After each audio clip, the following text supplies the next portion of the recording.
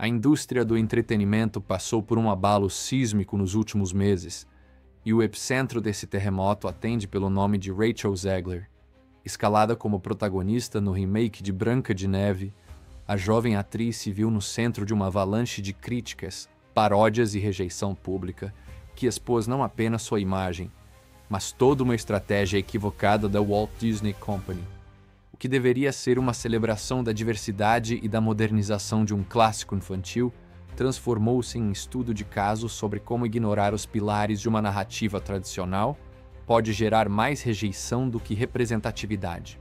A reação em cadeia começou quando South Park, conhecida por sua sátira sem censura, decidiu zombar abertamente do remake de Branca de Neve e da atriz principal. No episódio, a animação recriou um universo onde personagens clássicos foram substituídos sistematicamente por versões mais diversas, sempre com um toque de sarcasmo ácido. A crítica central girava em torno da ideia de que, sob a liderança de executivos como Kathleen Kennedy, a Disney havia embarcado em um caminho de reinterpretação forçada, trocando elementos tradicionais por versões adaptadas a discursos sociopolíticos contemporâneos. O humor corrosivo da série não poupou ninguém.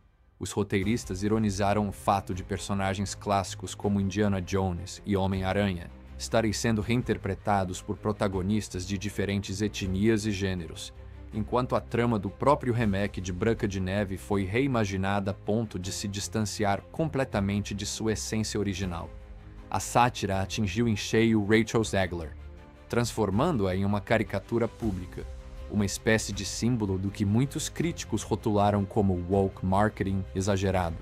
E para completar a tempestade midiática, The Simpsons, outra gigante da cultura pop, também lançou um episódio zombando da nova versão do Conto de Fadas, apresentando uma princesa egocêntrica e alheia ao encanto das histórias românticas. A resposta do público foi imediata. As redes sociais explodiram com memes, reações indignadas e vídeos virais. A imagem de Rachel, antes promovida como a estrela promissora da nova geração da Disney, foi substituída por uma narrativa de arrogância, desprezo ao material original e, sobretudo, desdém pelo público tradicional da franquia. Internautas passaram a resgatar entrevistas antigas em que a atriz declarava abertamente sua aversão aos valores românticos do conto, rejeitando o conceito de uma princesa salva por um príncipe e expressando sua insatisfação com os padrões de feminilidade da história. Nos bastidores, rumores indicavam que Rachel Zegler estava furiosa com as sátiras e exigia que o episódio de South Park fosse retirado do ar. Ela e sua equipe teriam pressionado a Comedy Central, classificando a paródia como difamatória e humilhante. No entanto, a repercussão pública já havia escapado do controle. O caso passou a simbolizar um ponto de ruptura entre o público e os estúdios que, segundo críticos, estariam mais preocupados em sinalizar virtude do que em contar boas histórias. Enquanto isso, analistas de cultura pop e influenciadores conservadores se aproveitaram da situação para criticar a agenda progressista de Hollywood. Comentários de personalidades como Joe Rogan e Bill Maher reforçaram a percepção de que o remake não falhou apenas por razões artísticas, mas por ter se tornado um manifesto ideológico. As decisões criativas, como a substituição dos 7 anões por criaturas mágicas geradas por computador, foram vistas como concessões apressadas a críticas anteriores feitas por atores como Peter Dinklage, concessões que acabaram eliminando oportunidades de trabalho para atores com nanismo e que descaracterizaram parte essencial da história original. No segundo bloco, exploraremos as consequências comerciais e institucionais desse desastre, as reações internas da Disney, o impacto nas redes sociais e a forma como essa controvérsia está moldando o futuro das adaptações em Hollywood. O que começou como uma sátira em desenhos animados evoluiu rapidamente para uma crise corporativa de grandes proporções. Após a avalanche de críticas, memes e vídeos de reação, a situação de Rachel Zegler e da Disney passou a refletir algo muito maior. Um desgaste crescente entre o público tradicional e as estratégias modernizadoras de grandes estúdios. O episódio com Branca de Neve não apenas colocou a reputação da jovem atriz em xeque, mas também acendeu um alerta vermelho nos corredores da própria Disney. Internamente, fontes ligadas à empresa revelaram um ambiente de tensão extrema. Muitos executivos teriam sido pegos de surpresa pela força da rejeição popular. O que parecia ser uma campanha de reposicionamento de marca e valores, centrada na inclusão e diversidade, se mostrou, na prática, um exemplo de desconexão entre os criadores de conteúdo e os anseios do público.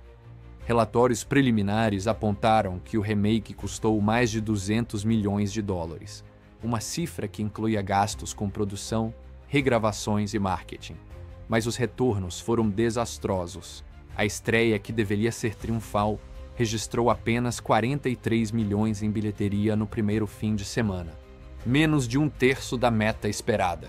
Enquanto os cinemas esvaziavam, as redes sociais fervilhavam. A hashtag #NotMySnowWhite figurou entre os assuntos mais comentados, e vídeos de salas de cinema praticamente vazias viralizaram no TikTok e no YouTube. Em uma dessas gravações, Rachel Zegler aparece acompanhada de amigos próximos tentando celebrar o lançamento do filme. Mas ao entrar na sala, o vazio era visível. Com apenas alguns poucos espectadores presentes, a tentativa de comemorar soou melancólica, como um aniversário em que ninguém apareceu. A tentativa de salvar a narrativa pública também falhou. A atriz publicou mensagens otimistas nas redes, tentou demonstrar entusiasmo com a estreia, mas logo se viu cercada por novos escândalos. Comentários antigos nos quais ela criticava duramente apoiadores do ex-presidente Donald Trump voltaram à tona. Em uma dessas postagens, Zegler sugeria que aqueles que votaram em Trump não mereciam paz. Essa declaração, resgatada durante a polêmica do filme, inflamou ainda mais os ânimos de milhões de possíveis espectadores que passaram a ver a estrela como alguém hostil a boa parte da audiência americana. Em um mercado tão polarizado, essa postura se revelou um erro estratégico fatal. No meio da tormenta, rumores indicavam que a Disney contratou consultores de mídia especializados apenas para acompanhar e controlar as declarações públicas da atriz. Fontes sugerem que, em determinado momento, Zegler teria recebido instruções claras para evitar manifestações políticas e se concentrar na promoção do filme. Mas o dano já havia sido feito. Mesmo tentando amenizar o discurso em entrevistas posteriores, a atriz transmitia uma postura defensiva, como se estivesse constantemente se justificando. A situação também afetou profundamente o elenco e os envolvidos na produção. Jack Black, conhecido por seu bom humor e franqueza, teria abordado diretamente a atriz nos bastidores, expressando desconforto com as declarações públicas e a falta de sensibilidade em relação ao público. Supostamente, o confronto abalou emocionalmente Zegler, levando-a a buscar acompanhamento terapêutico. E para muitos analistas, esse seria apenas mais um sintoma de um projeto que nunca encontrou estabilidade. Com os números de bilheteria despencando, surgiram boatos de que a Disney poderia engavetar possíveis sequências ou tentar relançar a produção em plataformas de streaming com edições suavizadas. Mas nada parecia conter o avanço da crise.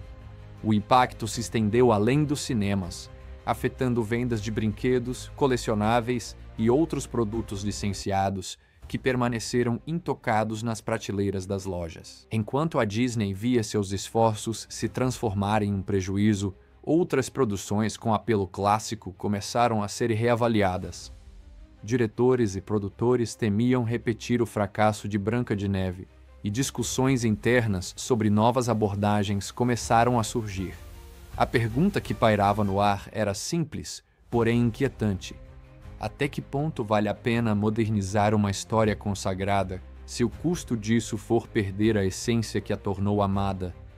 No próximo bloco, vamos mergulhar na polêmica envolvendo a substituição dos 7 anões por criaturas genéricas, o papel controverso de Peter Dinklage nesse processo, e como isso acendeu um debate ainda mais profundo sobre representatividade, inclusão e oportunidades reais para atores com nanismo. Se havia um elemento emblemático da história original de Branca de Neve, era a presença dos 7 anões, personagens que não apenas davam nome ao conto, mas também carregavam carisma, humor e profundidade emocional. Cada um deles, com sua personalidade única, ajudava a construir o charme clássico de 1937.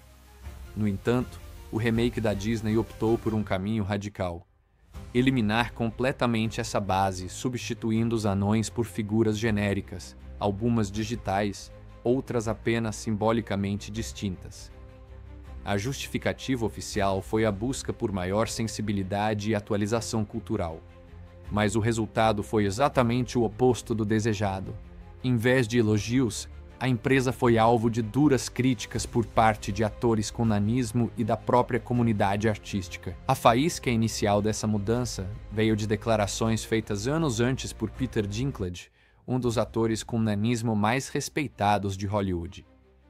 Ele questionou a ideia de refazer Branca de Neve e os 7 Anões, mantendo o conceito dos anões como personagens principais, alegando que isso reforçaria estereótipos antigos. A Disney, aparentemente temendo repercussões negativas, decidiu reagir imediatamente. Em vez de repensar a abordagem com mais nuance e criar versões contemporâneas dos personagens mantendo sua essência, a empresa escolheu simplesmente apagá-los da história. Uma decisão que, ironicamente, acabou excluindo justamente aqueles que historicamente mais se identificavam com esses papéis.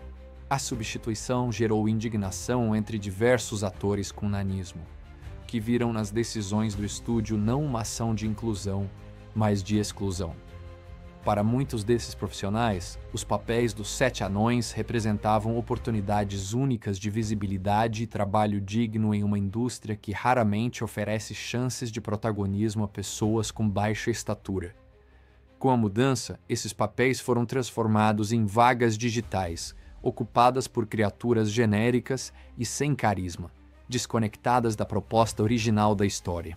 As imagens vazadas do set de filmagem, mostrando seres de diversas alturas e etnias com figurinos estranhos, apenas reforçaram a ideia de um projeto sem identidade. Ao tentar agradar uma crítica específica, a Disney acabou abrindo um novo flanco de controvérsias. Em vez de ouvir a comunidade de atores com nanismo como um todo, reagiu a uma única opinião, ignorando o fato de que muitos artistas estavam prontos e dispostos a interpretar os papéis. Com isso, perdeu uma chance de representar esse grupo de forma respeitosa e criativa, ao mesmo tempo em que descaracterizou uma das estruturas narrativas mais reconhecíveis de todos os tempos. E como se não bastasse, os substitutos digitais foram amplamente criticados por sua aparência artificial, sendo comparados a personagens secundários de jogos eletrônicos de baixo orçamento. Ao verem seus papéis evaporarem, diversos atores expressaram frustração em entrevistas e redes sociais, dizendo que a oportunidade mais significativa de suas carreiras havia sido tirada por uma decisão puramente política. A ausência dos anões não foi o único fator visual a causar estranhamento. O público também notou a falta de consistência estética entre os personagens e o mundo ao seu redor. A proposta de misturar realismo com criaturas mágicas genéricas não funcionou como esperado. Em vez de atualizar o conto, a decisão passou a sensação de que a história estava sendo desconstruída sem direção clara. Até mesmo quem apoiava a diversidade como princípio passou a questionar a execução das ideias, apontando que representatividade não se resume a alterar superficialmente personagens clássicos, mas sim a incluir novos personagens e narrativas de forma orgânica, respeitando o contexto original. Na tentativa de evitar o embate com o setor da crítica, a Disney acabou provocando outro, ainda mais sensível: o de profissionais que lutam diariamente por espaço e respeito em uma indústria historicamente excludente. E pior, o estúdio acabou sendo acusado de agir por medo e não por convicção. Ao priorizar decisões simbólicas e estéticas em detrimento da lógica narrativa e da valorização de talentos reais, a empresa contribuiu para uma desconexão ainda maior com seu público, algo refletido não apenas nas críticas, mas também nos números de bilheteria e nas prateleiras cheias de produtos encalhados. No próximo bloco, abordaremos o impacto dessa crise no legado da Disney, o futuro incerto das adaptações em live action e como a postura de Rachel Zegler nas redes sociais continuou alimentando uma tempestade midiática que parecia não ter fim. O caso envolvendo Rachel Zegler e o remake de Branca de Neve não se resumiu a uma simples controvérsia passageira. Ele revelou uma ferida mais profunda dentro da Disney. A perda de identidade de uma marca que durante décadas foi sinônimo de magia, encanto e tradição familiar. Com o fracasso comercial e a desaprovação pública, o estúdio passou a enfrentar questionamentos sobre sua capacidade de se reinventar sem comprometer a essência de suas obras mais clássicas. E mais do que isso, teve de lidar com a desconfortável percepção de que, na ânsia por agradar a determinados discursos, acabou se distanciando do público que a sustentou por gerações. Enquanto as críticas ao filme se acumulavam, a figura de Rachel Zegler passou a ser cada vez mais associada a declarações polêmicas e posturas consideradas arrogantes. Em diversas entrevistas, a atriz se mostrava convicta de que estava participando de uma revolução narrativa, rejeitando abertamente qualquer elemento da história original que envolvesse romantismo ou dependência de um príncipe encantado. Essa abordagem, embora compatível com uma visão contemporânea de empoderamento, foi recebida com resistência por muitos fãs da versão original, que enxergavam na fala da atriz uma desvalorização gratuita de um conto que marcou suas infâncias. Mais do que uma reinterpretação artística, o discurso de Zegler soava, para muitos, como uma reprimenda, como se o público estivesse sendo julgado por ter se encantado com a narrativa tradicional.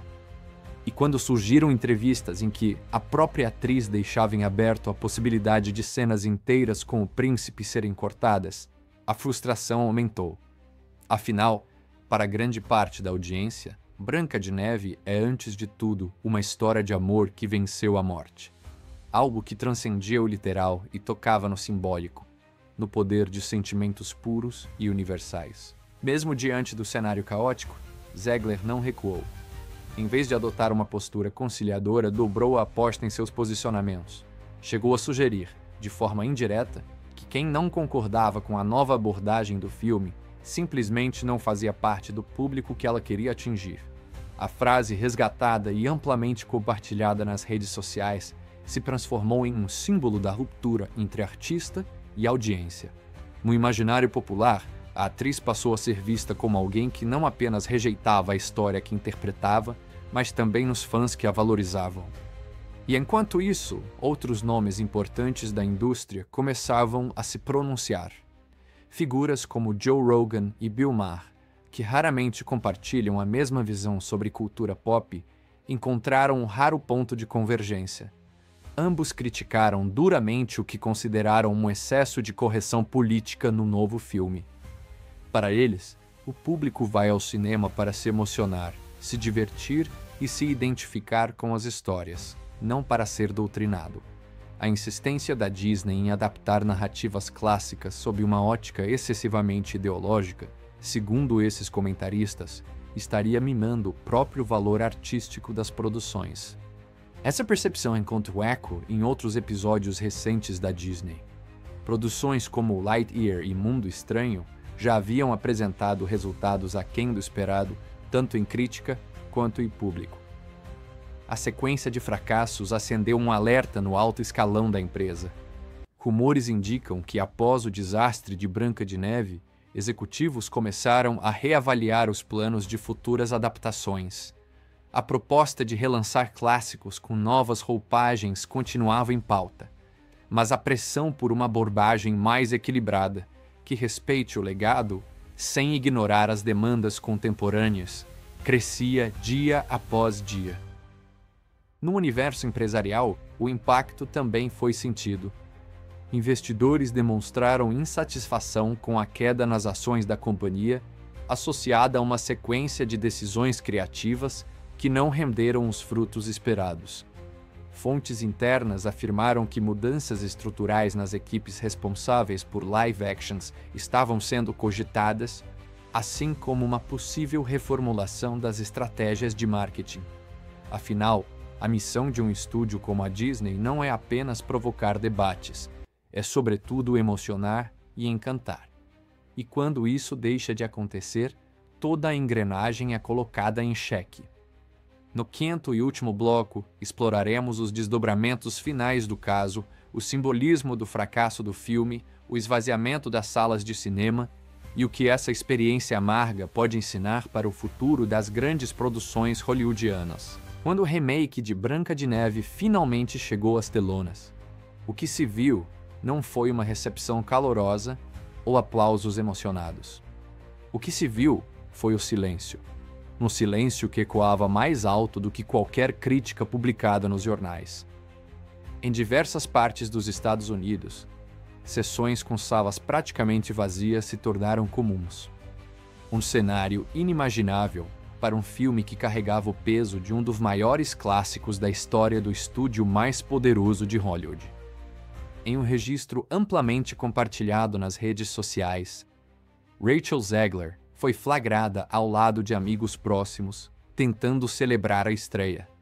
Mas o momento, ao invés de ser marcado por alegria, se tornou um retrato simbólico do fracasso. Uma atriz sorrindo em meio ao vazio, tentando manter a pose diante de um público que simplesmente não apareceu. O episódio foi interpretado por muitos como o ponto mais baixo de uma trajetória que deveria ter sido promissora. Rachel, escalada para viver a princesa do conto que fundou o Império Disney, agora era o centro de uma crise de reputação, e não apenas sua. A empresa, por décadas associada ao encantamento e à fantasia, agora era vista por muitos como um estúdio que se afastava de suas origens para se tornar palco de batalhas ideológicas. O fracasso do filme não foi apenas de bilheteria, foi simbólico. Representou a quebra de um pacto silencioso entre estúdio e audiência, o de que certas histórias não deveriam ser reescritas a ponto de perderem a alma.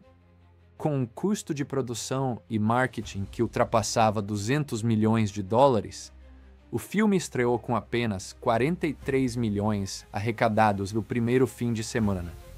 Produtos licenciados como bonecos, camisetas e baldes de pipoca personalizados acumulavam poeira nas prateleiras. O público, tradicionalmente fiel aos lançamentos Disney, dessa vez preferiu se abster. A mensagem era clara: nostalgia não se impõe, se conquista. Mais do que um tropeço comercial, o caso tornou-se uma referência negativa para outras produções em desenvolvimento.